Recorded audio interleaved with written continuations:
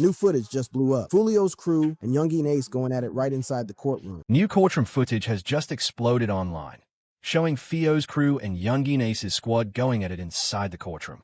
And make no mistake, Foolio's people are not just targeting Yungeen Ace. They are gunning for his entire circle. He's dropping like we might need to double back. Yungeen Ace, his boys. Yeah, been dropping like 6. Things have hit a boiling point, and we have all the details right here. So let's get into it. When street beef spills into a courtroom, this is not a Netflix drama or rap video. This is real life. And this time, it unfolded right in front of the judge, the prosecutor, and the cameras. Foolio's affiliates, tight with the 1200 crew out of Jacksonville, completely lost it when they spotted Ace and his crew inside the courtroom. One of Foolio's closest guys jumped out of his seat and rushed toward Ace's squad, igniting chaos in a place meant for law and order now. The video is everywhere, blowing up on Twitter, TikTok, and every social platform. Fans and bloggers are digging deep, trying to connect the dots about why this courtroom fight broke out and what it really means. But here's the truth. This was never just a simple courtroom brawl. It is merely the latest chapter in a street war that has lasted over a decade, marked by shootings, betrayals, and bodies on both sides. And now, this beef has reached its endgame. It's Foolio versus Ace. Jacksonville versus the justice system. And the entire hip-hop world is watching, stunned. To understand how we got here, you need to know that this case is about more than just two rap crews. It is about a deadly cycle that has spiraled so far out of control that the state of Florida is now handing out death sentences like parking tickets. Well, yeah, Foolio just got killed on his 26th birthday in Tampa, which is a couple hours from his home city. Foolio was killed on his 26th birthday. He had promoted his birthday bash on Instagram, believing it was just another celebration. But he had no idea the wolves were watching. 4 men and a pregnant woman followed him all night in Tampa, tracking him from club to club, waiting for the right moment. They were patient, they were silent, and they were locked in. They traced him via phones, cars, and social media posts. This is not paranoia. This is how street ops move in 2024. Now, those 5 suspects are facing first-degree murder charges, with Florida pursuing the death penalty for 3 of them. One suspect is still on the run. And yes, you heard that right. The pregnant woman was part of the plot. She was carrying life inside her while helping orchestrate death on the outside. When it all went down, Yungeen Ace was literally sitting with DJ Academics, sipping Don Julio and laughing about his past with Foolio. The timing? Unreal. Exact moment. Everybody who got locked up for the murder, the 3 simultaneous arrests, happened exactly when he's talking to me. At the exact same time Ace was laughing on camera, the shooters were getting their doors kicked in by the feds. Talk about irony. And this was no random street shooting. This was a calculated hit.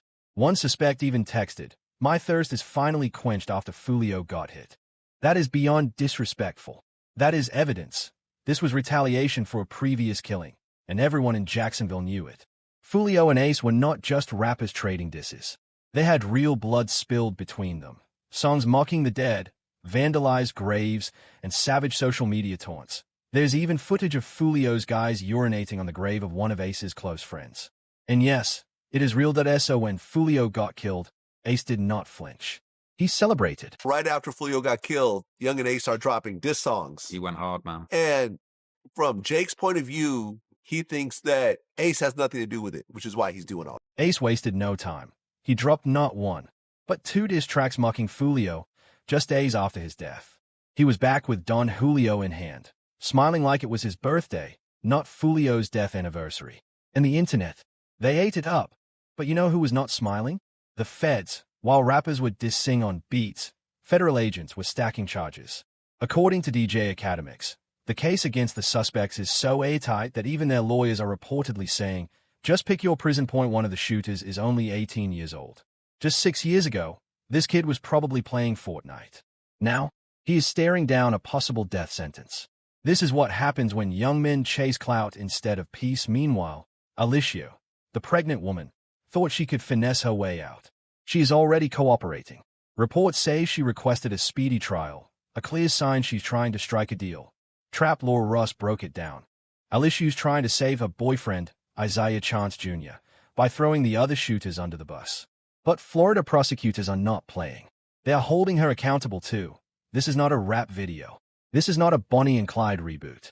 This is capital murder, and now, with death penalties on the table, one of Foolio's guys snapped, starting that courtroom brawl with Ace. That fight was not just about disrespect. It was about rage, desperation, and revenge. That it was the streets crashing straight into the justice system.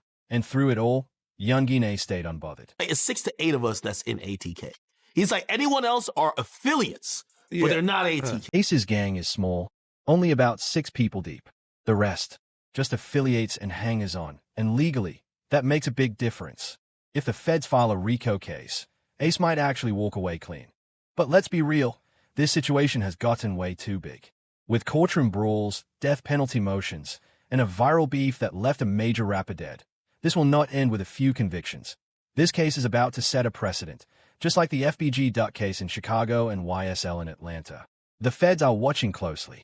In Florida, they are preparing to make an example.